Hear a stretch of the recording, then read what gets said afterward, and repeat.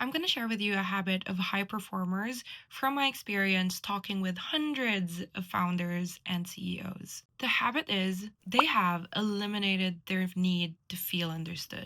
I had to learn this the hard way. For years, I would over explain myself to family, friends, acquaintances, people in my network, people in my workplace who didn't really work with me directly. Why I took that job, why I moved cities, why did I make that choice? I'd stay in conversations long past their expiration date, trying to get someone to see my perspective.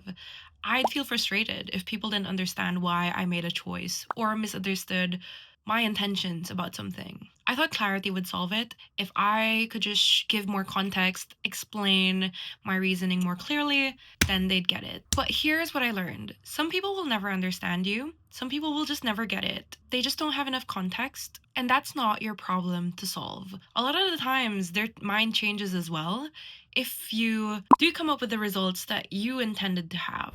In the moment, the need to feel understood is a trap because what you're essentially saying is that I need your validation to be okay with the choices I make.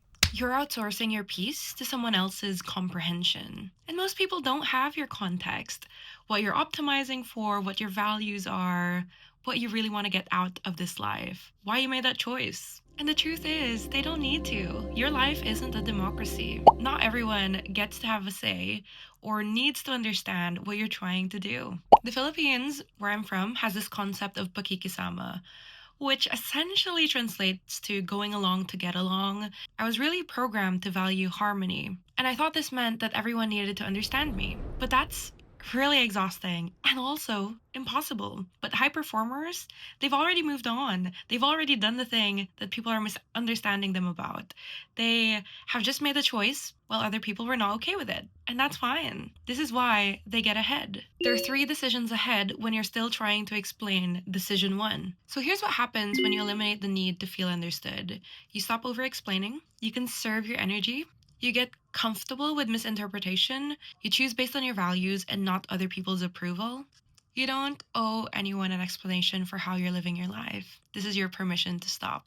If you're someone who wants to hear tips and hear stories about how to live a soft yet ambitious life, feel free to follow for more.